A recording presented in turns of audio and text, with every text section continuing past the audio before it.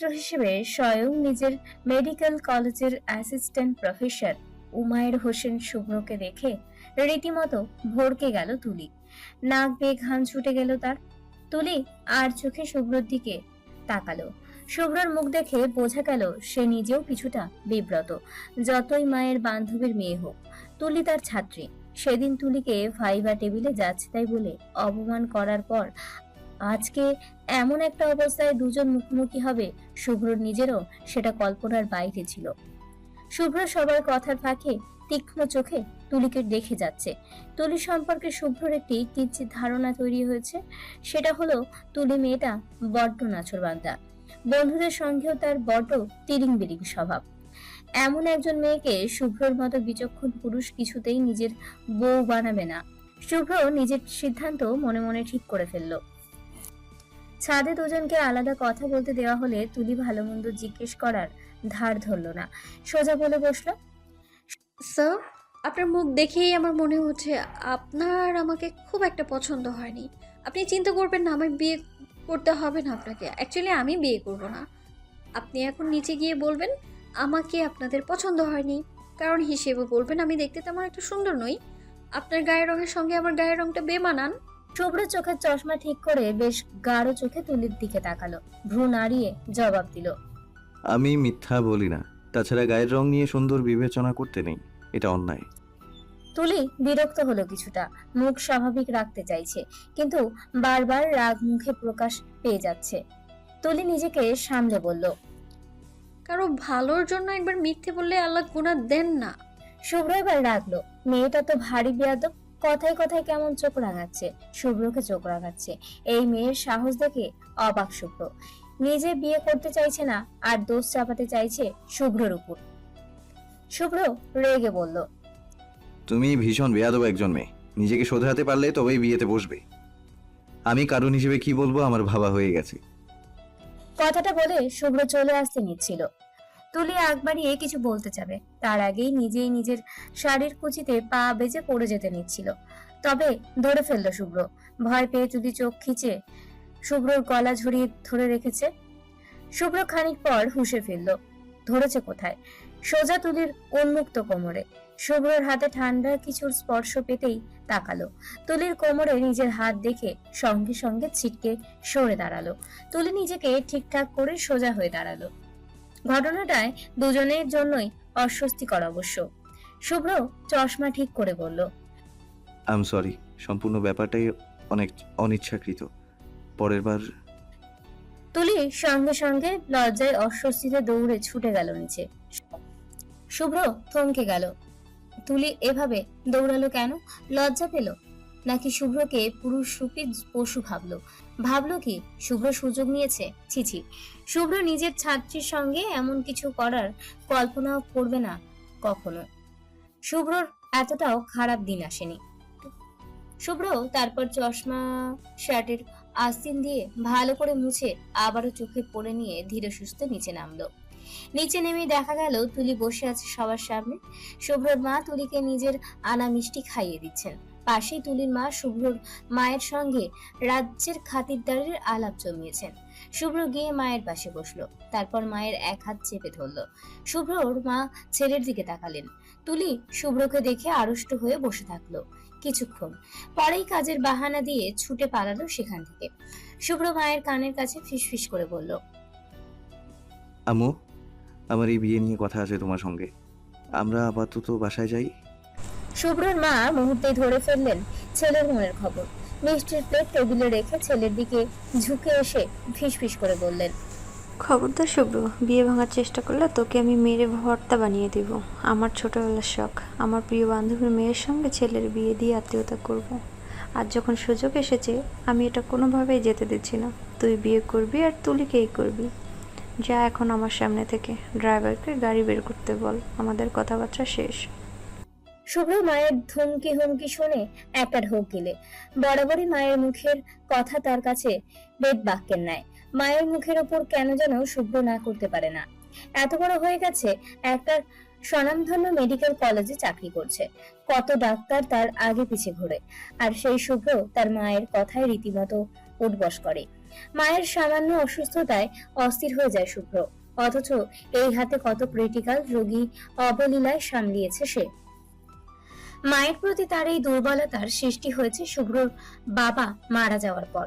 বাবা মারা যাওয়ার পর শুভ্রর মা একদম একা হয়ে যান, চুপচাপ থাকতে শুরু করেন। শুভ্র তখন ছোট, 12 বছরের বাচ্চা। মাকে হাসতে দেখতে তার ইচ্ছে হতো, তাই তারপর থেকেই শুভ্র মায়ের আশেপাশে ঘুরঘুর করত। মায়ের সুবিধা অসুবিধার দিকে সেই ছোট থেকেই শুভ্রর নজর। ছোট শুভ্র তখন থেকেই বড্ড দায়িত্ববান, মায়ের প্রতি যত্নবান হয়ে ওঠে। শুভ্রকে বিদায় দেওয়ার জন্য তুলিকে আলাদাভাবে বলা হলো। শুভ্র গাড়িতে উঠবে, তুলি এসে দাঁড়ালো শুভ্রর পাশে। শুভ্র তাকালো, তুলি বলল, সরি ভাইবা টেবিলে প্লিজ এসব কিছু মনে রাখবেন না।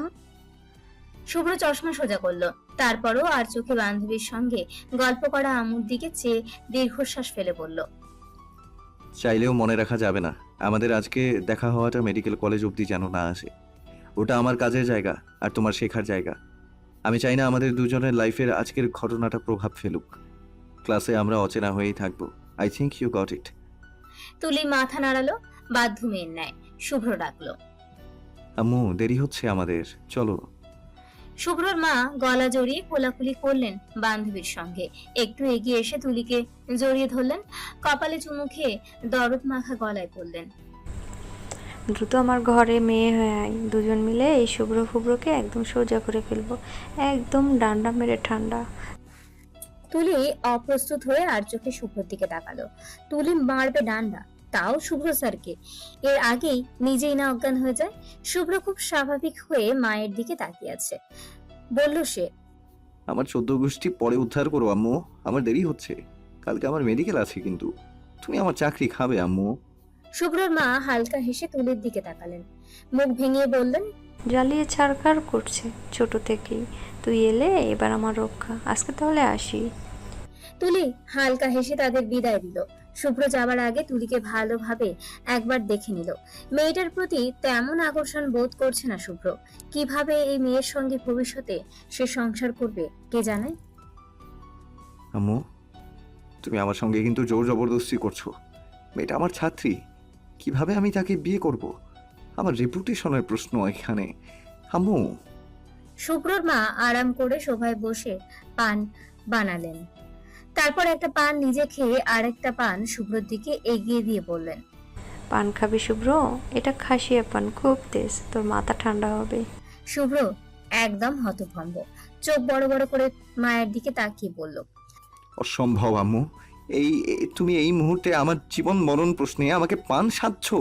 রিডিকুলাস। শুভ্রর মা আফরোজা বেগম হালকা শব্দে হাসেন, হাত দিয়ে সোফায় তার পাশের জায়গাটা দেখিয়ে বললেন ছেলেকে, রাগ করিস না, আয় আমার পাশে এসে বস। কতদিন তোর মাথায় হাত বুলিয়ে দেই না? আয় আমার কোলে মাথাটা রাখ।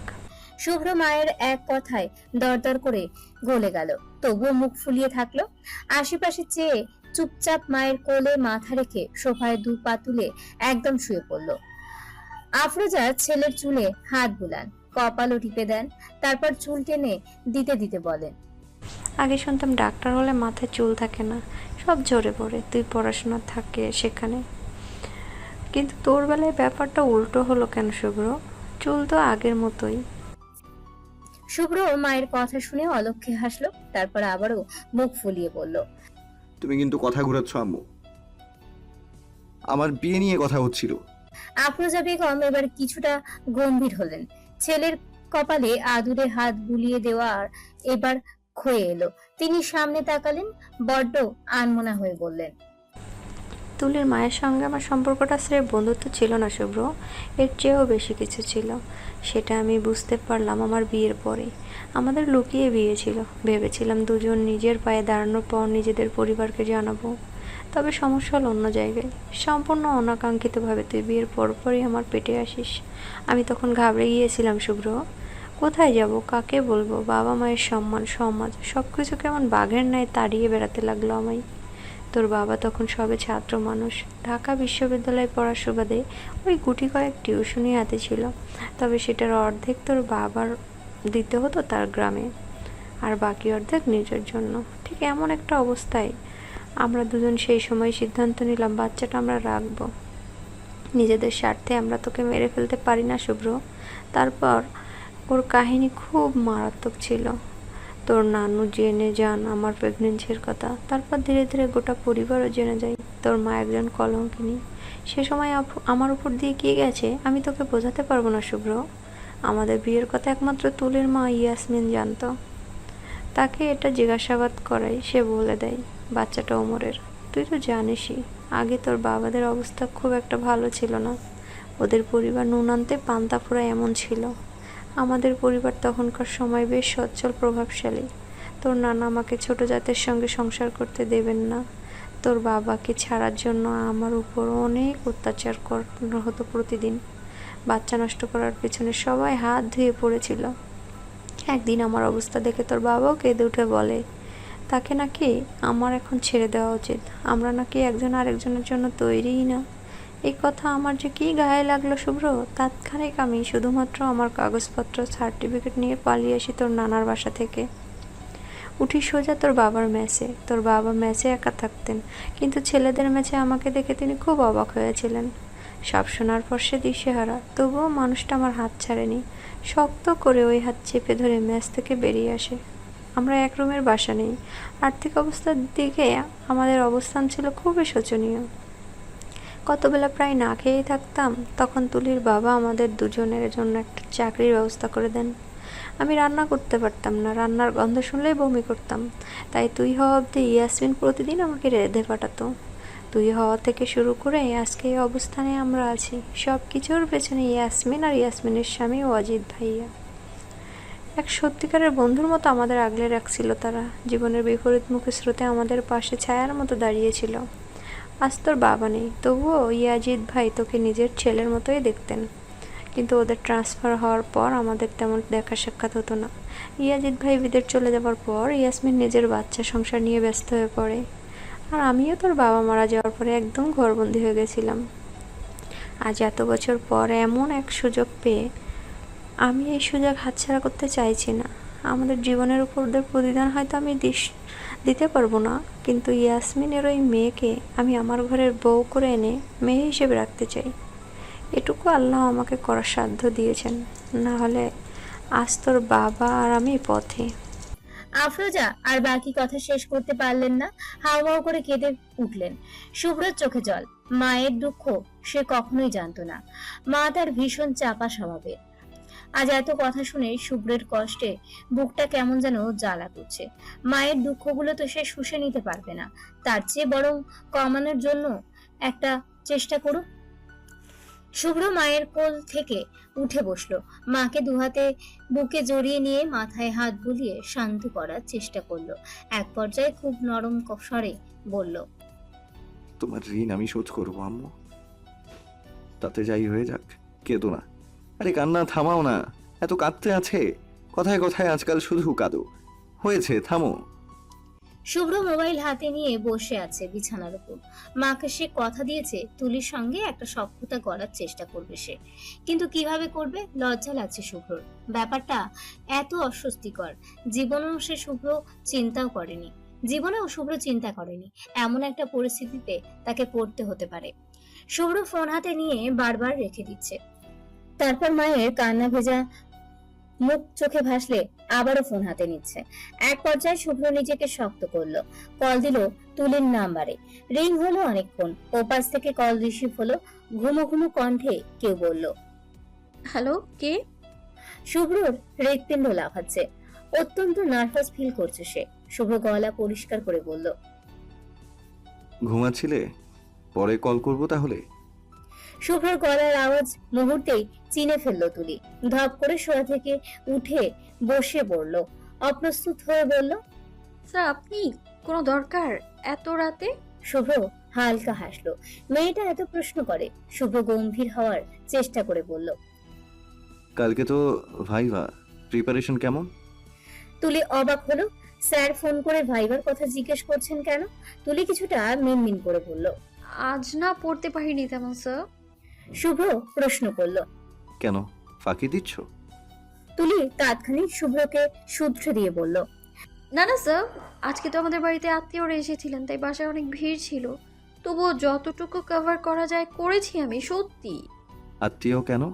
তুলি এবার থেমে গেল। ইস, পরিস্থিতিটা এমন অদ্ভুত কেন? তুলির মাটি ফাঁক করে ঢুকে যেতে ইচ্ছে করলো ধরনীর গহ্বরে। শুভ্র তার সঙ্গে শুভ্র স্যার ভাবলেই গাটা কেমন যেন শিরশির করছে। শুভ্র আবার জিজ্ঞেস করলো, বললে না কেন?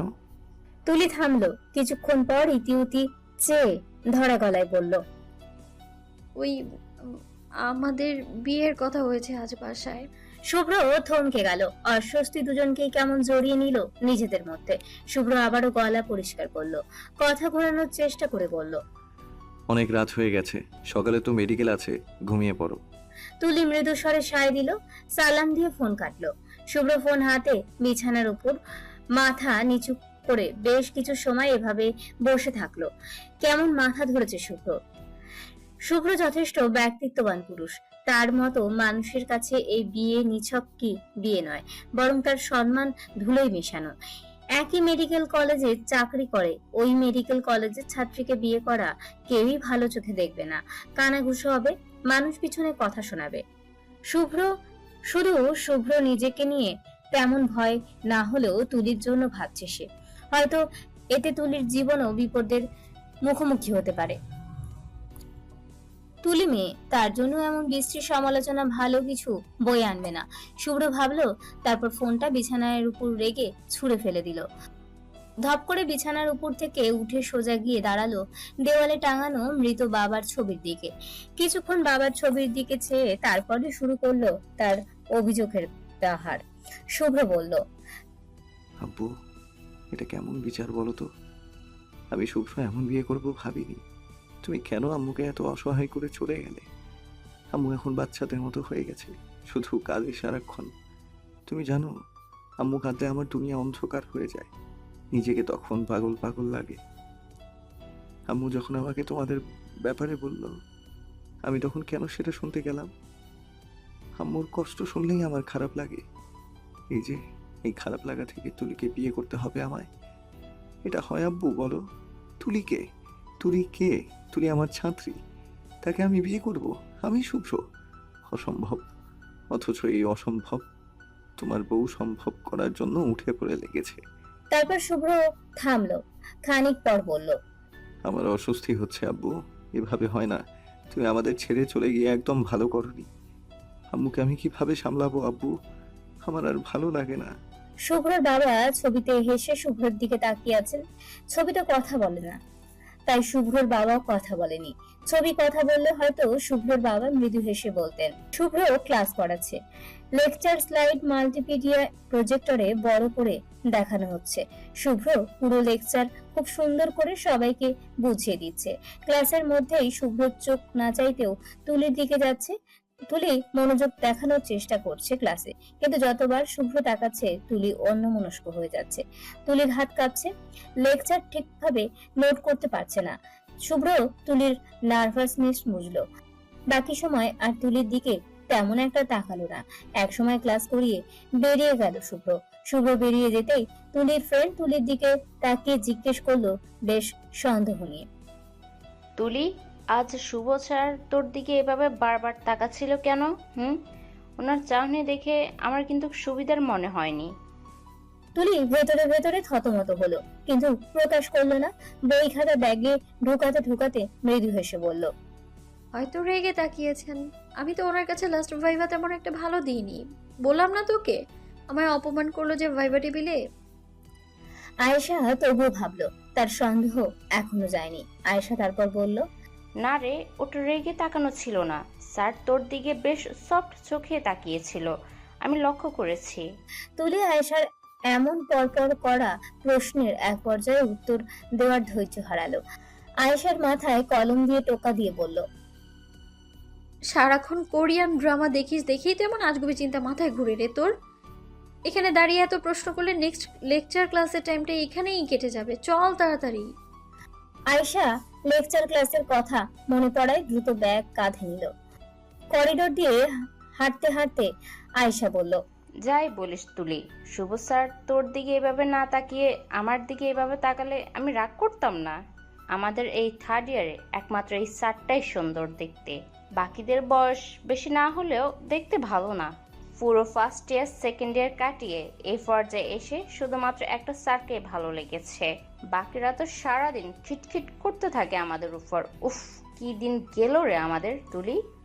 অফিস রুমে বসার সঙ্গে সঙ্গে দুজন কলিগ এসে ঢুকলেন শুভ্র রুমে। শুভ্র তাদের দেখে মৃদু হেসে সালাম দিল।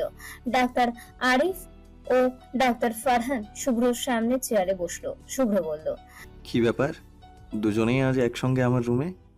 ডাক্তার আরিফ মুচকি হেসে শুভ্রর দিকে তাকালো, তারপর টিটকারি করে বলল, আগে চা না 3 কাপ, তোর সঙ্গে মারাত্মক আলোচনা আছে। শুভ্র হয়তো কিছুটা আন্দাজ করতে পারলো, সে কাউকে ডেকে চা দিতে বলল। আরিফ কথা তুলল, শুভ্র, কাল কোথায় গেছিলি? তাও একদম আন্টিকে বগল দাবা করে। শুভ্র যা ভেবেছে তাই, চা এসেছে। শুভ্র হালকা স্বরে বলল, জানিসই তো সব, জিজ্ঞেস করে আবার মজা নিস। ফারহান চায়ের কাপে চুমুক দিয়ে বলল। শুভ্র এবার থামলো, কথা ঘোরানোর চেষ্টা করে বলল, বিয়ে এখনো ঠিক নয়, হলে জানবি অবশ্যই। মেয়েটার ছবি আছে, দেখি তোর সাথে মানায় কিনা। শুভ্র হালকা হাসলো, বাঁকা চোখে তাকিয়ে জবাব দিল।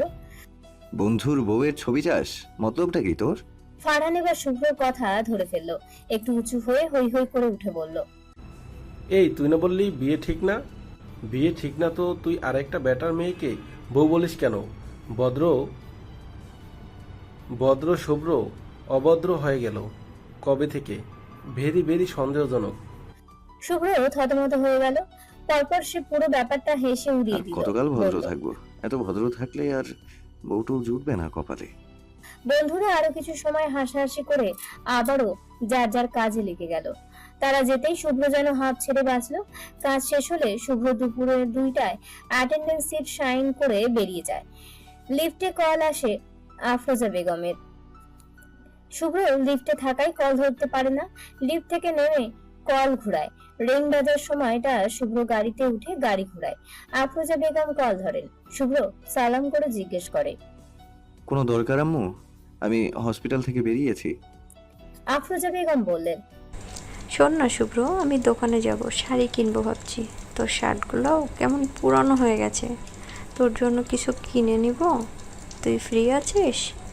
শুভ্র হালকা হাসলো। সারাদিন ক্লাস ওয়ার্ড আর রোগী দেখে মাথাটা মারাত্মক ম্যাজ ম্যাজ করছে, ঘাড়টাও ব্যথায় টনটন করছে, কিন্তু মায়ের এক কথা তার কাছে শিরোধার্য। শুভ্র মৃদু হেসে বলল, ফ্রি আছি আমি, তুমি রেডি হও, আমি আসছি। আচ্ছা, দ্রুত আয়। শুভ্র অপেক্ষা করছে মায়ের ফোন কাটার, কিন্তু আফরোজা বেগম ফোন কাটছেন না। শুভ্র জিজ্ঞেস করলো, আর কিছু লাগবে আম্মু? আফরোজা বেগম গড়িমসি করতে লাগলেন, তারপর বলেন, শোন না শুভ্র, তুই তো ইয়াসমিনের বাসার গলি পেরিয়েই আসবি বাসায়। ওই বলছিলাম কি, তুলিকে যদি নিয়ে আসতে একবার, মেয়েটাকে কিছু একটা কিনে দিতাম, সঙ্গে ইয়াসমিন আর জুবাইরের জন্য কিনে দিলাম, ভালো হবে না? ওদের সঙ্গে দেখা হওয়ার পর তো তেমন কোনো উপহার বা কিছুই দেওয়া হয়নি। তুই কি বলিস? তোর কাছে টাকা আছে তো শুভ্র, নাকি আরো পরে কিনে দেবো ওদের? শুভ্র বুঝতে পারলো তার মায়ের অভিলাষ। খুঁজে খুঁজে মায়ের ধান্দা থাকে কিভাবে তুলি আর শুভ্রকে কাছাকাছি আনা যায়। শুভ্র তুলিকে মানাবে না এত সহজে, আফরোজা বেগম জানেন। তাই খুঁজে খুঁজে তুলিকে শুভ্রর গলায় ঝুলিয়ে দেওয়ার গেমই নেমেছেন আফরোজা বেগম। মায়ের বুদ্ধি মুহূর্তে ধরে ফেললো শুভ্র, তবুও অগোচরে তার মাকেই জিতিয়ে দিয়ে বলল, ঠিক আছে, নিয়ে আসবো তোমার বান্ধবীর মেয়েকে। আর টাকার চিন্তা তুমি করবে না, এটা তোমায় কতবার বলেছি আম্মু। আমার কাছে টাকা না থাকলে ভিক্ষা করেও আমি তোমার শখ মেটাবো, বুঝেছো তুমি? আফরোজা বেগম হেসে উঠেন শব্দ করে। ছেলের এক একটা কথায় হাজারটা দোয়া বেরিয়ে আসে বুক চিরে। গর্বের সম্মুখে বিনা সংকোচে আফরোজা স্বীকার করেন তার স্বামী তাকে মরার আগে একজন সন্তান দিয়ে গেছেন, যে সন্তানের কাছে আফরোজা মানেই সবকিছু। আফরোজার হাত চেপে ধরে রাখার মতো স্বামী নেই, কিন্তু সেই হাত ধরে রেখে ভরসা দেওয়ার মতো একটা শুভ্র আছে। শুভ্র তার সন্তান। শুভ্র গাড়ি থেকে নেমে দাঁড়ালো, চাবি পকেটে ঢুকিয়ে কলিং বেল চাপলো তুলিদের বাসার। বেশ অনেক সময় বেল দিয়ে দাঁড়িয়ে থাকলো শুভ্র। ঘরে কেউ নেই, শুধু তুলি আর জোবাইর। জোবাইর টিভিতে কার্টুন দেখছে। তুলি কলেজ থেকে এসে ঘুমাচ্ছে। দরজায় এতবার কলিং বেল বাজাতে শুনে একসময় তুলি কাঁচা ঘুম থেকে উঠে খোলা চুল খোপা বাঁধতে বাঁধতে এসে দরজা খুলে দিল। ওপাশে শুভ্রকে দাঁড়িয়ে থাকতে দেখে তুলি অবাক হলো। শুভ্রর তো এখন বাসায় যাওয়ার কথা, এখানে কেন? তুলির খোপা করা হাত নেমে আসে নিচে, সঙ্গে সঙ্গে গায়ের ওড়নাটা মাথায় তুলে নিয়ে অপ্রস্তুত কণ্ঠে সালাম দিয়ে বলল, স্যার ভেতরে আসুন। শুভ্র ভেতরে একবার উকি দিয়ে দেখলো ঘরে তেমন সারা শব্দ নেই, শুধু টিভি দেখছে। বসার ঘর থেকে টিভির আওয়াজ আসছে। জোবায়ের সোফায় বসা। শুভ্র ঘরে ঢুকলো না, বাইরে থেকেই বলল। ঘরে কেউ নেই? তুলি জবাব দিল, আম্মু ফার্মাসিতে গিয়েছে জবুর জন্য মেডিসিন আনতে, আর কাজের মেয়ে তো নিচে গেছে, কি যেন একটা কাজ আছে। শুভ্র ঘরে কেউ নেই শুনে ভেতরে ঢুকতে চাইলো না, তবে ঘরের বাইরে থেকে শুভ্র এভাবে ফেরত যাবে শুনে তুলি জোরপূর্বক শুভ্রকে সোফায় এনে বসালো। শুভ্র জোবাইরের পাশে বসলো। জোবাইর শুভ্রকে দেখে সোজা রিমোট রেখে শুভ্রর কাছে ঘেঁষে বসলো। শুভ্র এমন কাণ্ডে হেসে উঠলো। জোবাইরকে কোলে তুলে নিজের হাঁটুর উপর বসালো। শুভ্র কোলে বসিয়ে জিজ্ঞেস করলো, কেমন আছে আমার জবু বেটা? ভালো না মন্দ? জোবাইর শুভ্রর চুল নাড়তে নাড়তে হেসে হেসে জবাব দিল। বৃন্দাস আছি দুলা ভাই। প্রথম কারুর মুখে দুলাভাই সম্বোধন শুনে শুভ্র কেসে উঠল, আর চোখে তুলির দিকে তাকালো। পাশে ঘুম ঘুম চোখে শুভ্রর দিকে তাকিয়ে থাকা তুলিরও শুভ্রর দিকে চাইলো। দুজনের চোখাচোখি হতে তুলি অপ্রস্তুত হয়ে উঠে রান্নাঘরে চলে গেল। শুভ্র এসেছে, মা ফেরার আগে তাকে কিছু একটা দেওয়া উচিত। তুলি প্রথমে শরবত বানাতে বসলো। শুভ্র নিজেকে স্বাভাবিক করে বলল, ওরে বাবা, বিন্দাস আছো? এই ওয়ার্ড শিখলে কোথা থেকে? জোবাইর মাথা নেড়ে নেড়ে উত্তর দিল, দেবের ছবি থেকে শিখেছি দুলা ভাই। তুমি দেবের ছবি দেখেছো? পাগলু, পরাণ যায়, জুলিয়ারে, এসব দেখেছো? শুভ্র হালকা হাসলো। আজকালের বাচ্চা এইটুকু বয়সে মুভিজ দেখছে। প্রেমে কত কত মুভি তাদের ভালো লাগছে। এদের ভবিষ্যতে কি যে হবে? শুভ্র উত্তর দিল, হ্যাঁ, কয়েকটা আগে দেখেছি স্কুলে থাকতে। তুমি স্কুলে ছিলে? এত বড় মানুষ স্কুলে পড়ে? শুভ্র জোবাইরের বাচ্চামো কথায় হেসে ফেললো।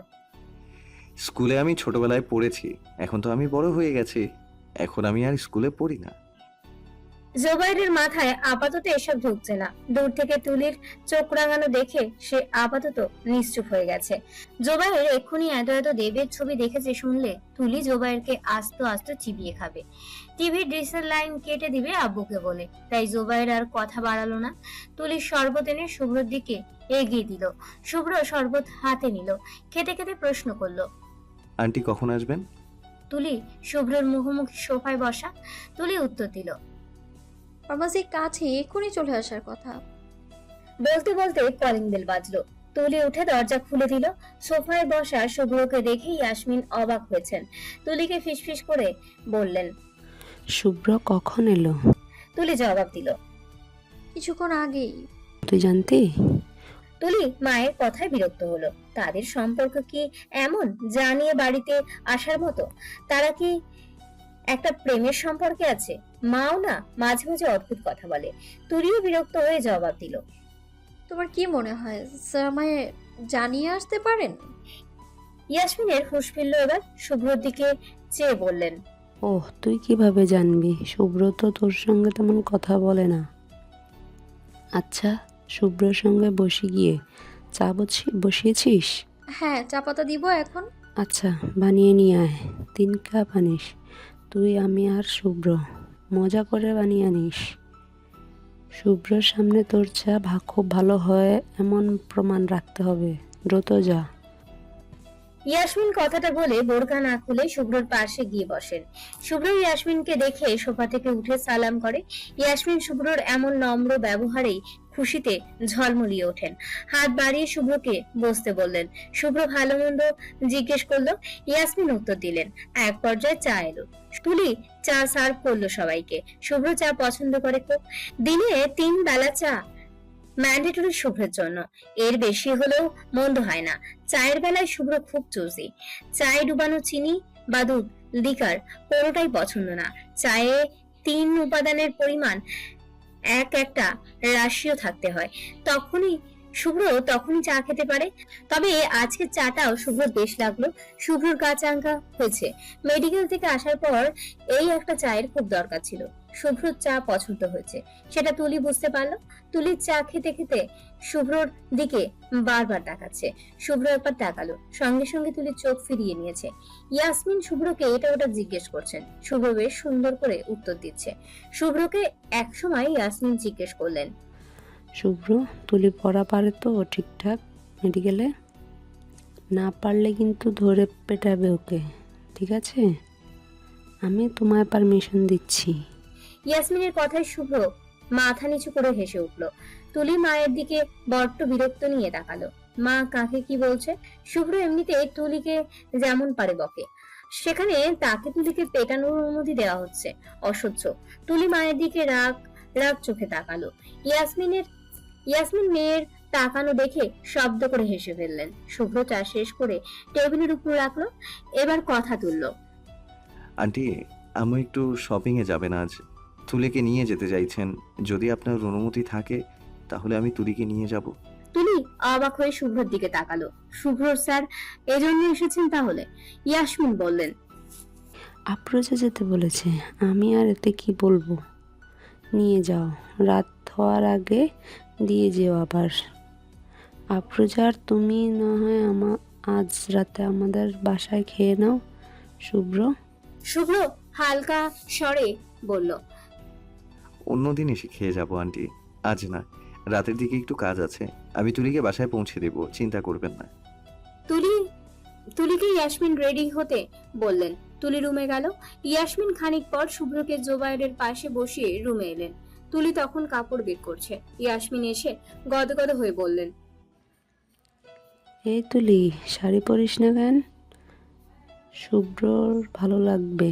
তুলি একটা ভালো দেখে সালোয়ার কামিজ বের করতে করতে বলল, তুমি পাগল হয়ে গেছো আম্মু? শুভ্র স্যারের সামনে আমি শাড়ি পরে হাঁটবো? অসম্ভব। ইয়াসমিন শুনল না। জোরপূর্বক নিজের একটা শাড়ি এনে তুলিকে পরিয়ে দিলেন। তুলি প্রতিবার মতো আয়নার সামনে দাঁড়িয়ে আছে। নিজেই নিজেকে দেখে লজ্জা পাচ্ছে। এই অবস্থায় শুভ্রের সামনে দাঁড়াবে কিভাবে? তুলি লজ্জায় হাপিত্তেশ করে উঠলো। হই হই করে বলল, আম্মু আমার অদ্ভুত লাগছে, শাড়ি পরবো না আমি, খুলে ফেলি প্লিজ। ইয়াসমিন এই কথা শুনে একটা ভয়ানক ধমক দিলেন তুলিকে। তুলি চুপ হয়ে গেল একদম। ইয়াসমিন তুলির পার্সে কিছু টাকা রেখে পার্স তুলিকে দিলেন। তারপর বসার ঘরে তুলিকে নিয়ে চললেন। শুভ্র বসে আছে সেখানে। শাড়ি পরে শুভ্রর সামনে দাঁড়ালে তুলি লজ্জায় মরে যাবে। বুক কাঁপছে তুলির। কাঁপুনিতে সোজা হয়ে হাঁটতে পারছে না। কেমন যেন ঘোর ঘোর লাগছে নিজের মধ্যে। শুভ্র, তুলি তৈরি। ইয়াসমিনের কথায় জোবাইরকে কোলে রেখে শুভ্র একটু পাশ ফিরে সামনে তাকালো। শাড়ি পরা তুলির লজ্জায় অবনত হয়ে সামনে তাকিয়ে রয়েছে। তুলির গায়ের শাড়িটা খুব সুন্দর করে চড়ানো। শুভ্র প্রথম দফায় থমকে গেল। শাড়ি পরিহিত তুলি শুভ্রর কাছে অন্যরকম লাগে। সব মেয়েদেরকেই শাড়ি পরলে সুন্দর লাগে, তাই হয়তো তুলিকেও শুভ্রর কাছে সুন্দর মনে হচ্ছে। শুভ্র ভাবলো। পরপরই মাথা ঝাড়া দিয়ে জোবাইরকে কোলে তুলে উঠে দাঁড়ালো। শুভ্র নার্ভাস। শাড়ি পরা তুলি তার সামনে দাঁড়িয়ে আছে। ভাবলেই লজ্জা লাগছে শুভ্রর। তুলির দিকে সেভাবে তাকাতেই পারছে না শুভ্র, বারবার চোখ সরিয়ে নিচ্ছে। শুভ্র সামনে পড়ল। আমাদের এখন যাওয়া উচিত। আন্টি, আপনিও চলেন আমাদের সাথে, না হয় ভালো লাগবে আম্মুর। তুলির সঙ্গে সঙ্গে মায়ের হাত চেপে ধরল। ইশারায় কাকুতি মিনতি করে ইয়াসমিনকে সঙ্গে যেতে বলল তাদের। ইয়াসমিন অগোচরে মেয়ের হাত চেপে ভরসা দিলেন। তারপর শুভ্রকে বললেন, না বাবা, তোমরা যাও, আমি পরে একদিন যাব তোমার মায়ের সাথে। শুভ্র আর জোরাজুরি করলো না। বুঝতে পারলো এখন ইয়াসমিনকে হাজারবার বললেও তিনি তাদের সঙ্গে যাবেন না। মেয়ে আর মেয়ের হবু জামাইকে প্রাইভেসি দেওয়া দরকার। শুভ্র হাসলো মনে মনে। ওদের আবার প্রাইভেসি? একজন আরেকজনের সঙ্গে দেখা হলে ভালো করে কথাটাই বলতে পারে না। টুকটাক কথা যা হয় সেসবের জন্য প্রাইভেসি দরকার নেই। শুভ্র তুলিকে বলল, চলো তাহলে আন্টি, যাই। তুলির সামনে এগুলো। শুভ্র জোবায়ের গালে চুমু খেয়ে কোল থেকে নামতে চাইলে জোবায়ের নামে না। শক্ত করে শুভ্রর গলা জড়িয়ে ধরে হঠাৎই বায়না করে বসে, দুলা ভাই, আমি যাব তোমার আর আপুর সঙ্গে, নিয়ে যাও না আমায়। আবারও শুভ্রর সামনে দুলাভাই কথাটি শুনে থমকে গেল তুলি। শাড়ির কুচি বেজে আবারও পড়ে যেতে নিলে শুভ্র দ্রুত অপর হাতে ধরে ফেললো ওকে। তুলি সঙ্গে সঙ্গে সোজা হয়ে দাঁড়িয়ে গেল, তারপর রাগ নিয়ে তাকালো জোবাইরের দিকে। বারবার এই ছেলে শুভ্রকে এভাবে কেন ডাকছে? একবার হাতের কাছে পেলে তুলি ধরে দিবে একটা। বোনের গরম গরম চোখ দেখে জোবাইর ভয় পেয়ে লেপটে গেল শুভ্রর সঙ্গে। সে বুঝতে পারছে না হুটহাট তার আপু এত রেগে যাচ্ছে কেন। সে কি বারবার ভুল করেছে কিছু? শুভ্র ভাই বোনের নীরব যুদ্ধ দেখে হাসলো, তারপর তুলির উদ্দেশ্যে হালকা স্বরে বলল, থাক, বাচ্চা মানুষ, এত কিছু বুঝে ডাকিনি। ওর উপর চোখ রাঙিও না। তুলি শুভ্রর কথায় লজ্জা পেয়ে গেল। শুভ্রর সামনে এমন একটা কারণে রেগে যাওয়া তুলির ঠিক হয়নি। তুলি নিজেকে সামলালো। শুভ্র জোবাইরের কথা শুনে ইয়াসমিনকে বলল, ওকেও নিয়ে যাই আন্টি, ঘুরে আসুক, ভালো লাগবে। ইয়াসমিন সঙ্গে সঙ্গে মানা করলেন, বললেন, না না, ওর হোমওয়ার্ক আছে, তোমরা যাও শুভ্র। জোবাইর মুখ কালো করে ফেললো, শুভ্রর দিকে করুণ চোখে তাকালো। শুভ্র বলল, সকালে হোমওয়ার্ক করে ফেলবে, তাই না জুবায়ের? জোবাইর দ্রুত দুদিকে মাথা নাড়ালো। ইয়াসমিন আর কি বলবে? তুলির দিকে তাকালেন, তুলিও তাকালো। তখন হয়তো তুলিও চাইছে জোবাইর যাক ওদের সঙ্গে। মেয়েটা এমনিতেই এত ঘামছে, শুভ্রর সঙ্গে আর কয়েকটা মিনিট থাকলে এখনই ঢলে পড়বে। ইয়াসমিন তাই সম্মতি দিলেন। বেরিয়ে যাওয়ার সময় ইয়াসমিন তুলির কানে কানে বললেন, তোর পার্সে কিছু টাকা আছে, এটা দিয়ে শুভ্রকে গিফট কিনে দিস। নিচে নামলে শুভ্র চলে যায় পার্কিং থেকে গাড়ি বের করতে। জোবাইর আর তুলি একা গ্যারেজে দাঁড়িয়ে আছে। একা পেয়ে তুলি এবার জোবাইরের কান টেনে ধরলো। জোবাইর রীতিমতো ব্যথায় কুকিয়ে উঠলো, বারবার বলল, কান ছাড় আপু, ব্যথা লাগতেছে তো আপু। তুলি কান ছাড়লো না, তারপর রাগ দেখিয়ে বলল, ওনাকে বারবার দুলাভাই ডাকছিস কেন? হ্যাঁ, মাই দিব একদম। আরেকবার যদি আমার সামনে এই নামে ডাকিস তো। জোবাইর কান চেপে ধরে উপরে মাথা তুলে তুলির দিকে তাকালো, বলল, দুলাভাইকে তাহলে কি ডাকবো আপু? তুলি সঙ্গে সঙ্গে জবাব দিল, ভাইয়া বলে রাখবি। জোবাইর মাথা নাড়ালো। শুভ্র গাড়ি নিয়ে আসলে তুলি শেষবারের মতো জোবাইরকে চোখ দিয়ে শাসালো, যেন আরেকবার জোবাইরের দুলাভাই বলে ডাকলে তার গর্দান নেবে তুলি, এসপার ওসপার করে ফেলবে। জোবাইর পেছনের সিটে বসলো, তাকে টেনে সামনেও বসানো যায়নি, তাই না চাইতেও তুলি শুভ্রর পাশের সিটে বসলো। গাড়ি চললো সামনে। জোবাইর এটা ওটা জিজ্ঞেস করছে শুভ্রকে, শুভ্র উত্তর দিচ্ছে। তুলি এখানে নীরব। জ্যাম লাগার পর জোবাইর বিরক্ত হয়ে গেল বসে থাকতে থাকতে। শুভ্রকে বলল, দুনা ভাইয়া, তোমার মোবাইলে গেমস আছে, দিবে আমাকে মোবাইলটা, ভালো লাগতেছে না আমার। শুভ্র জোবাইরের মুখে দুলাভাই না শুনে ভাইয়া ডাক শুনে তুলির দিকে তাকালো। তুলিও তাকালো। তখন শুভ্র দেখছে তুলিকে, সেটা দেখে তুলি মুখ লুকিয়ে জানলার দিকে তাকিয়ে ফেললো। তুলি জানে শুভ্রর মনে এখন কি চলছে। শুভ্র মাথা নিচু করে হালকা হাসলো, তারপর পকেট থেকে ফোন বের করে লক খুলে জোবাইরকে দিয়ে দিল। জোবাইর গেম খেলছে, জ্যাম ততক্ষণে ছেড়েও দিয়েছে। শুভ্র এক ফাঁকে তুলিকে বলল, ওকে ভাইয়া ডাকার জন্য ফোর্স করলে কেন? বাচ্চা মানুষ, ভালোবেসে ডেকেছিল আমাকে। তুলি শাড়ির আঁচল খুঁড়তে খুঁড়তে বলল, বিয়ের আগে এত দুলাভাই ডাকা ঠিক না রে। শুভ্র সঙ্গে সঙ্গে জবাব দেয়, বিয়ে তো হচ্ছেই, আগে থেকে তাহলে ডাকলে সমস্যা কি? নিজের প্রশ্নে নিজেই অবাক হয়ে গেল শুভ্র। সে কবে থেকে এমন প্রশ্ন করা শুরু করলো? তুলিও অবাক চোখে শুভ্রর দিকে তাকিয়ে আছে। তুলি তাকিয়ে আছে দেখে শুভ্র আর তুলির দিকে তাকালো না, অন্য প্রসঙ্গে চলে গেল। মার্কেটে শুভ্রর পুরো সময়টা জোবাইরকে কোলে নিয়ে হাঁটতে হলো। মেয়েদের সঙ্গে মার্কেটে আসার ফলাফল জোবাইর জানে না, কিন্তু শুভ্র জানে। মায়ের সঙ্গে মার্কেটে এলে শুভ্রর পা ব্যথা হয় হেঁটে, আর হাত ব্যথা হয় শপিং ব্যাগের বোঝা বয়ে।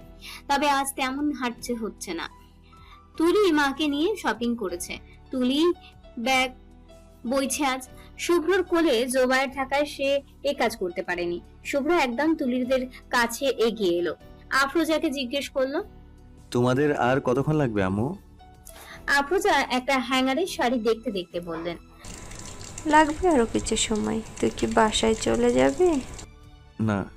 তারপর তুলিকে শুভ্র বলল, শোনো, আমি খাবারের দিকটায় আছি, তোমাদের শেষ হলে কল করো। তুলি মাথা নাড়ালো। শুভ্র জোবাইরকে কোলে নিয়ে খাবারের দিকে চলে গেল। আসলে জোবাইরের অনেকক্ষণ ধরে ওদের সঙ্গে ঘুরছে, ক্ষুধা লেগেছে হয়তো তার, তবে বলছে না। তুলি বকবে সেজন্য শুভ্র জোবাইরকে খাবার দিয়ে বসিয়ে রাখলো, নিজেও ফোনে দরকারি কাজ সারলো এ সময়। তারপর তুলিরা এলো, বেরিয়ে গেল শপিং মল থেকে। গাড়িতে উঠে শুভ্র 2 প্যাকেট খাবার তুলি আর মায়ের দিকে এগিয়ে দিল, বলল, এখানে চিকেন আর ফ্রেঞ্চ ফ্রাইজ আছে, তুমি আর আম্মু খেয়ে নাও। তুলি প্যাকেট হাতে নিল। প্যাকেট নেবার সময় দুজনের আঙুলে ছোঁয়া লাগলো। তুলি সঙ্গে সঙ্গে ছিটকে প্যাকেট নিয়ে সরে গেল। শুভ্র অপ্রস্তুত হয়ে সোজা বসলো। দুজনেই তারপর চুপচাপ। শুভ্র লুকিং গ্লাসে একবার তুলির দিকে তাকালো, খানিক চেয়ে থাকার পর তুলিও তাকালো লুকিং গ্লাসে। দুজনের চোখে চোখ পড়ে গেল। লজ্জায় দুজনেই চোখ নামিয়ে সরিয়ে নিল। শুভ্র তুলিকে বাসায় পৌঁছে দিল। বাসায় নিচে নেমে শুভ্র দরজা পর্যন্ত এগিয়ে দিল তুলিকে। তুলি ভেতরে যাবার আগে কিছু সময় থামলো। হাতে একটা ছোট্ট ব্যাগ, সেটা শুভ্রর জন্য কিনেছে তুলি। একটা ঘড়ি, শুভ্রকে কিভাবে দিবে সেটাই ভাবছে। শুভ্র তুলিকে দাঁড়িয়ে থাকতে দেখে বলল, বাসায় যাবে না? তুলি থামলো এবার। অন্যদিকে চেয়ে ছোট্ট করে নিঃশ্বাস ছেড়ে আবারও শুভ্রর দিকে তাকালো। শুভ্র প্রশ্নবোধক চোখে চেয়ে আছে তুলির দিকে। তুলি নিজেকে সামলালো, হাতের ব্যাগটা শুভ্রর দিকে এগিয়ে দিয়ে বলল, এটা নিন আপনার জন্য।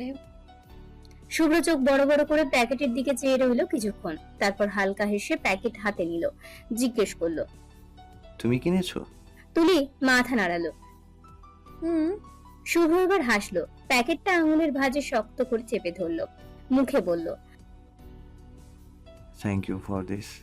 তুলি মৃদু হাসলো উত্তর স্বরূপ, তারপর সালাম করে ভেতরে চলে গেল। তুলি যেতেই শুভ্র আনমনে প্যাকেটের দিকে চেয়ে থাকলো, তারপর কি মনে করে প্যাকেট করলো। একটা ঘড়ি আছে প্যাকেটে, বেশ সুন্দর ঘড়ি, শুভ্রর পছন্দ হয়েছে। শুভ্র হেসে ঘড়ি আবারও প্যাকেট বন্দি করে গাড়িতে উঠে বসলো। তুলি আড়ালে গেটের গ্রিলের ফাঁকে চেয়ে রইলো শুভ্র যাওয়ার দিকে। শুভ্র যেতেই তুলি নিজের ডান হাতটা চোখের সামনে ধরলো। আঙুলে যে জায়গায় শুভ্রর ছোঁয়া লেগেছে সেই জায়গা আনমনে দেখে গেল অনেকক্ষণ। বুকটা এখনো কাঁপছে, মনে হচ্ছে শুভ্রর আঙুল এখনো তুলির আঙুল ছুঁয়ে আছে। হুঁশ ফেরে তুলির খানিক পরপর অস্বস্তিতে জমে গিয়ে হাত সরিয়ে দ্রুত ভেতরে চলে যায় ও। শুভ্র আজ মেডিকেল থেকে ছুটি নিয়েছে। আজ আফরোজা কড়া কণ্ঠে বলে দিয়েছেন, আজ এ বাড়ি থেকে মেডিকেলে যে যাবে তাকে ডান্ডা মেরে ঠান্ডা করে মেডিকেলে যাওয়ার শখ ঘুচিয়ে দেওয়া হবে। মা রেগে আছেন দেখে শুভ্র না চাইতেও ছুটি নিয়েছে মেডিকেল থেকে। মেডিকেল নেই দেখে শুভ্র বেশ আরাম করে ঘুমালো আজ। ঘুম থেকে উঠে শাওয়ার নিয়ে খেতে বসলো নাস্তা। আফরোজা শুভ্রর জন্যই অপেক্ষা করছিলেন। শুভ্র বসলেন, উনি ডিম পোচ আর পরোটা এগিয়ে দেন। শুভ্র খেতে খেতে বলল, আজ ছুটি নেওয়ালে যে কোনো প্রোগ্রাম আছে নাকি? আফরোজা এবার মুখ ভরে হাসলেন। খাওয়া থামিয়ে ছেলের দিকে চেয়ে গদগদ কণ্ঠে বললেন, আজ তোর আর তুলির আকত করানো হবে। আকত কথাটা শুনে শুভ্র খাবারের মাঝেই কেসে উঠল। আফরোজা সঙ্গে সঙ্গে উঠে শুভ্রর পিঠ মালিশ করে দিতে লাগলেন। শুভ্র পানি খেয়ে শান্ত হলো কিছুটা, তারপর কড়া চোখে আফরোজার দিকে চেয়ে বলল, আকদ এখন কেন ঠিক করলে আম্মু? আমাদের আরো চেনা জানা হওয়া উচিত ছিল। এভাবে তাড়াহুড়ো করে বিয়ে করলে দুজনেই সংসার করতে পারবো না। আমাদের সম্পর্কটা তেমন না, ইটস ডিফারেন্ট। আফরোজা ছেলের দিকে তাকালেন সন্দেহ নিয়ে, তারপর জিজ্ঞেস করলেন, তুই কি তুলের সঙ্গে প্রেম করতে চাইছিস শুভ্র? শুভ্র এই প্রশ্ন শুনে মায়ের দিকে বাঁকা চোখে তাকালো। মাঝে মধ্যেই শুভ্রর মা এমন কিছু অদ্ভুত কথা বলে যে শুভ্রর তখন মন চায় দেওয়ালে মাথা ঠুকতে। শুভ্রর এভাবে তাকানোর কারণে আফরোজা মুহূর্তেই শুধরে গেলেন, বললেন, সরি, তুই তো আবার প্রেম করার মতো ছেলে না। তুই হলে নিরামিষ, তোকে দিয়ে প্রেম হবে না জানি আমি। শুভ্র মায়ের করা অপমানে হা হয়ে মায়ের দিকে চাইল। কোনো মা আছে পৃথিবীতে যে ছেলেকে প্রেম করার জন্য উস্কে দিতে পারে? শুভ্রর জানা নেই। শুভ্র তাকালে আফরোজা বললেন, আচ্ছা বল, কি করতে চাইছিস? আকত করবি না, ঠিক আছে, তাহলে কি করবি? তোকে তুলির সঙ্গে ইয়াসমিন আকত ছাড়া মিশতে দিবে না। ওদের পরিবারে এটা নেই। আর আকত শুধুমাত্র করানো হবে তোদের সম্পর্ককে আগে বাড়ানোর জন্য।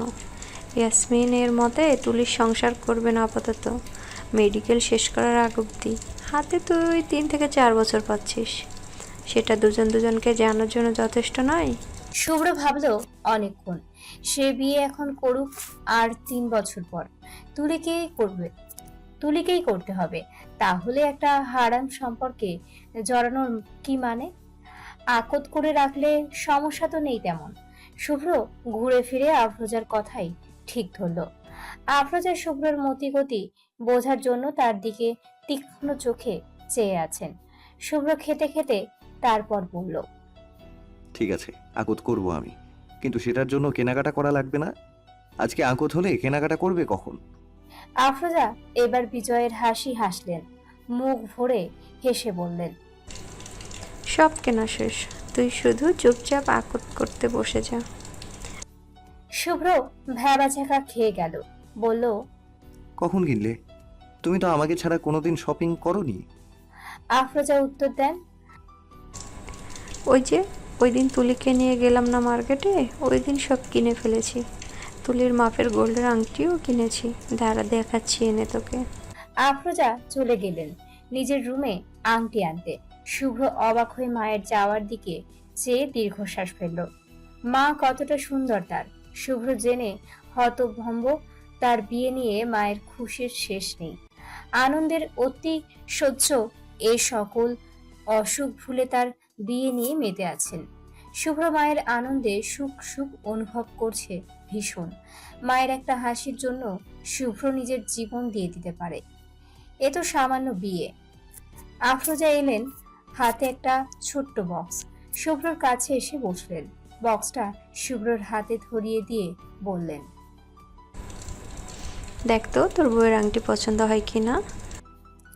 শুভ্রর বউ কথাটা শুভ্রর বেশ লাগলো কেন যেন। মায়ের দিকে আবারও কোনা চোখে চেয়ে শুভ্র বক্স খুলে দেখলো। মাঝারি আকারের এক আংটি খুঁটিয়ে দেখলো শুভ্র, তারপর আবার বক্সে রেখে দিল। আফরোজার দিকে বক্স এগিয়ে দিয়ে বলল, দেখলাম, সুন্দর হয়েছে। তোর বউকে দিয়েই পছন্দ করিয়েছি, ওর জন্য কিনছি বলিনি। শুভ্র মায়ের এই বারবার তোর বউ বলা দেখে কিছুটা লজ্জা পাচ্ছে।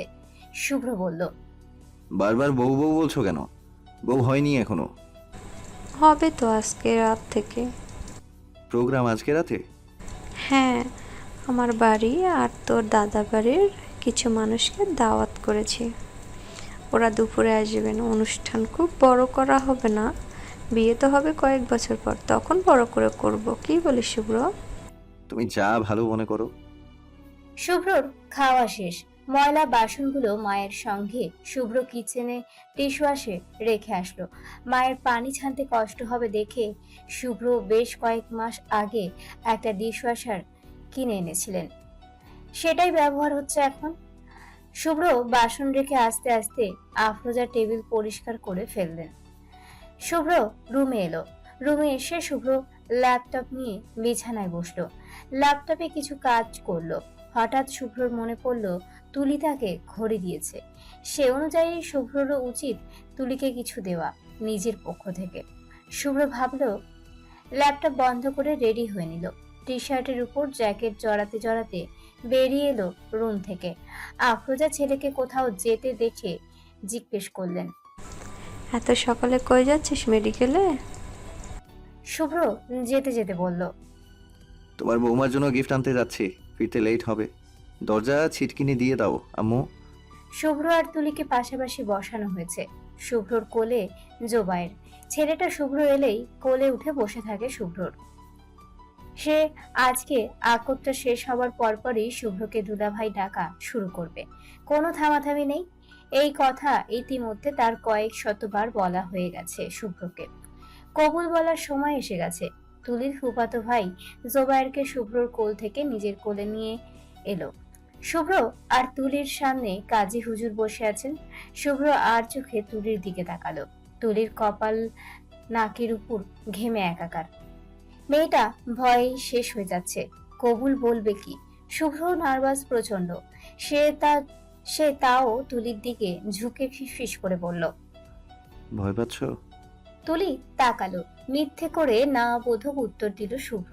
হাসলো, যেন মুহূর্তেই শুভ্রর মিথ্যে ধরে ফেলার অভ্যেস আছে। শুভ্র বলল, ঘেমে গেছো একেবারে দেখছি। জোরে একটা নিঃশ্বাস নাও, নিজেকে রিল্যাক্স করো। হাত এভাবে চেপে না রেখে সুন্দর করে ছেড়ে রাখো।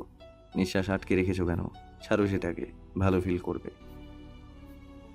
তুলি শুভ্র যা যা বলল সব করলো। সত্যি তার বড্ড অস্বস্তি হচ্ছে।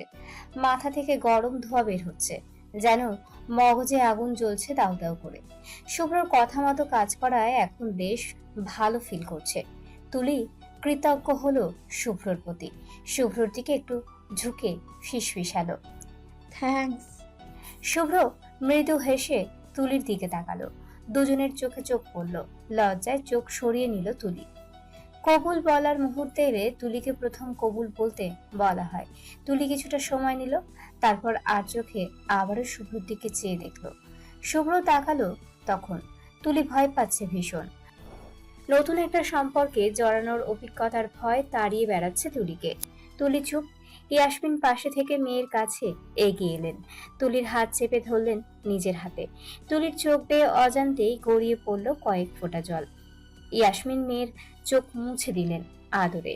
মেয়ের কপালে চুমু খেয়ে তারপর বললেন, মা, কবুল বল। কাজী অপেক্ষা করছেন তো না? মায়ের আশকারা পেয়ে তুলি কিছুটা শান্ত হলো। শুভ্রর পাশ থেকে তুলির কান্না দেখছে। ইয়াসমিন পাশে না থাকলে তুলিকে কিছু বলা যেত, ভরসা দেওয়া যেত। এখন এত মানুষের সামনে কথা বলাও দুষ্কর। শুভ্র তুলির দিকে তাকিয়ে। তুলি ইয়াসমিনের থেকে চোখ সরিয়ে শুভ্রর দিকে তাকালো। শুভ্র মৃদু হাসলো তখন। হঠাৎ কি যেন হলো তুলির। তুলির অজান্তেই তুলির মুখ থেকে বের হয়ে এলো তিনটা শব্দ। কবুল।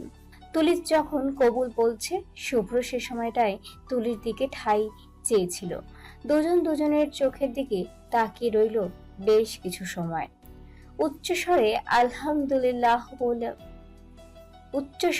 আলহামদুলিল্লাহ বলার আওয়াজে দুজনেরই ঘোর ভাঙল। এতক্ষণ ঘর ভর্তি মানুষের ভিড়ে এভাবে চেয়েছিল তারা। শুভ্র লজ্জায় অন্যদিকে তাকালো। তুলিও লজ্জায় মাথা নিচু করে চুপচাপ বসে রইল। বাকিটাক্ষণ কেউই আর কারোর দিকে তাকালো না। শুভ্রকে কবুল বলতে বলা হলো। শুভ্র আফরোজার দিকে চেয়ে দেখলো একবার। আফরোজা খুশিতেই কেঁদে ফেলেছেন প্রায়। আফরোজাকে এক হাতে জড়িয়ে আছেন ইয়াসমিন। দুজনের চোখেই অশ্রু টলমল করছে।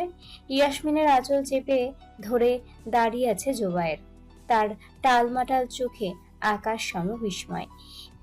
এভাবে যে কেউ বিয়ে করে হয়তো সে জানে না। তার প্রশ্নবোধক চোখ বারবার শুভ্র তুলিকেই দেখে চলেছে। শুভ্র তুলির দিকে চায়। মাথা নিচু করে বসে আছে তুলি, কিন্তু শুভ্র জানে কান তুলির শুভ্রর দিকেই তাক করা। শুভ্র কিছুটা সময় নেয়, তারপর মৃদু হেসে ধীরে ধীরে বলে। সারা ঘরময় এক ঝাঁক প্রশান্তি যেন উড়ে গেল শুভ্রর কথায়। তুলির বুকটা ছলাক করে উঠল। শুভ্র এত সুন্দর করে কবুল বলছে যে তুলি মোহিত হয়ে গেল একদম। মাথা তুলে শুভ্রর দিকে তাকালো। শুভ্র এতক্ষণ তুলির দিকেই চেয়েছিল। অতঃপর দুজনের চোখাচোখি হলো। বরাবরের মতো তুলি চোখ সরিয়ে দিয়েছে। কথা হচ্ছে বড়দের মধ্যে। বিয়ের বাকি কথা এখনই সেরে নিচ্ছেন তারা। বিয়ে হতে বাকি হাতে 4 বছর আরো।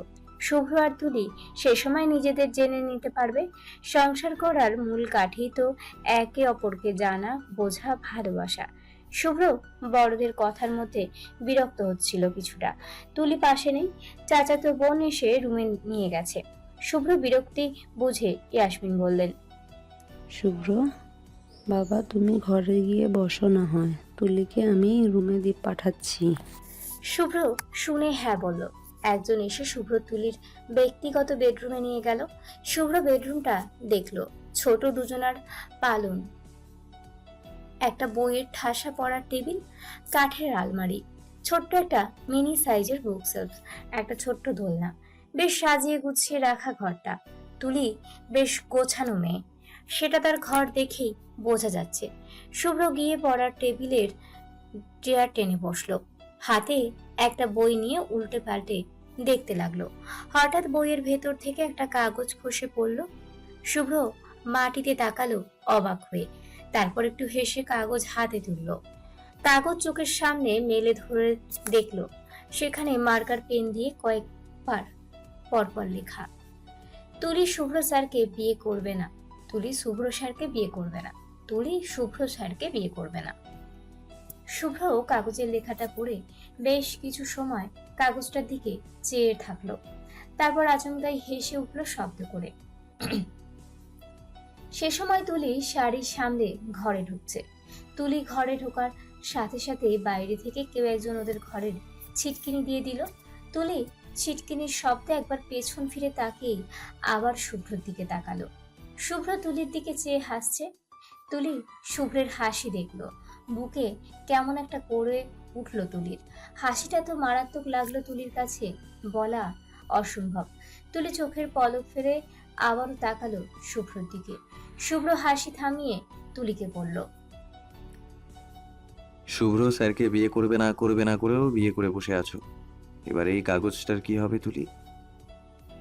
তুলির ঘোর ভেঙে গেছে শুভ্রর কথা শুনে। ততক্ষণে তুলি তীক্ষ্ণ চোখে শুভ্রর দিকে তাকালো, তারপর চোখ গেল শুভ্রর হাতের কাগজের দিকে। তুলি সঙ্গে সঙ্গে ছুটে এসে শুভ্রর থেকে কাগজ কেড়ে নিয়ে ড্রয়ারে রাখতে রাখতে বলল, ওটা অনেক আগে লিখেছিলাম, তখন জানতাম না বিয়ে হবে যে।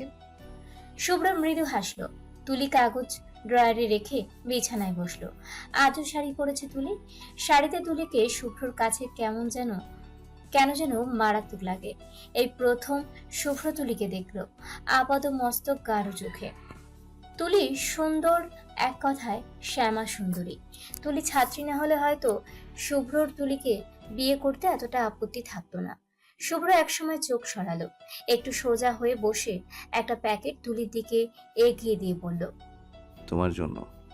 তুলি তাকালো এবার চোখ তুলে শুভ্রর দিকে, একবার চেয়ে প্যাকেটের দিকে তাকালো, তারপর হাত বাড়িয়ে প্যাকেট হাতে নিল।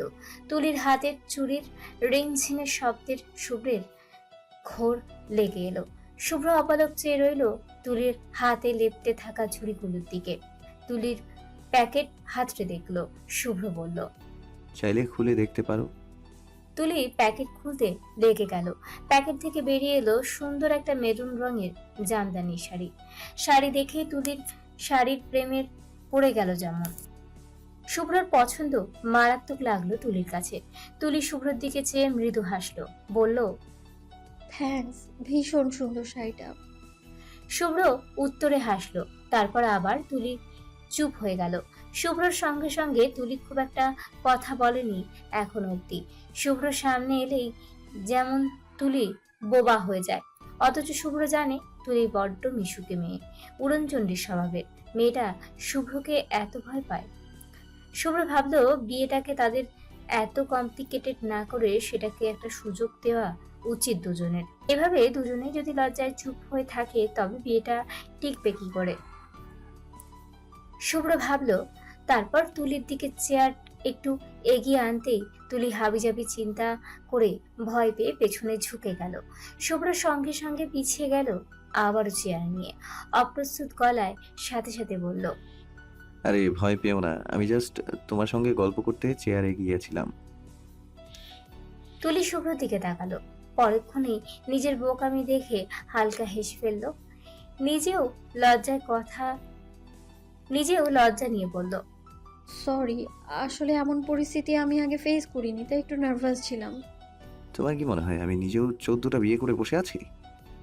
আমিও এই লাইনে নতুন, আমিও নার্ভাস, তবে তোমার মতো নয়, অল্প। সেটা কাটানোর ট্রাই করছি। তুমি হেল্প করলে নার্ভাসনেস কাটানো দুজনের পক্ষেই সম্ভব। তুলি মাথা দোলালো। শুভ্র এবার নিশ্চিন্তে চেয়ার এগিয়ে আনলো তুলির দিকে। তুলি এদিক ওদিক বসলো খানিক। শুভ্র প্রথমে শুরু করলো, শুরুতে জেনে নেওয়া যাক তোমার নিজের সম্পর্কে, বলো শুনি। তুলি শুভ্রর দিকে তাকালো, বলল, কি বলবো? শখ, ইচ্ছে, প্যাশন এগুলাই। তুলি উত্তর দিল না। শখ বলতে আমার গাছ লাগাতে খুব ভালো লাগে। বারান্দায় অনেক গাছ লাগিয়েছি আমি। এখানে অল্প ছাদে আমার লাগানো প্রচুর গাছ আছে। সেগুলোর পিছনেই আমার দিনের অর্ধেক সময় চলে যায়। আপনার? শুভ্র এবার নিজেরটাই বলল। আমার গাছ লাগানো তেমন পছন্দ না। আমি বেশিরভাগ সময় বই পড়ি, থ্রিলার। আমার তোমার মতো ছোট বুক শেলফ নেই। আমার আছে মস্ত বড় বুক শেলফ। শেলফ ভর্তি শুধু থ্রিলার বই, হরর বই আর টুকটাক সায়েন্স ফিকশন আছে। তুলি কথা কাটলো। রোমান্টিক বই নেই কেন? আমি পড়ি না এসব। কেন যেন অবাস্তব মনে হয় এসব রোমান্টিসিজম। তুমি বই পড়ো? তুলি মন খারাপ করে বলল।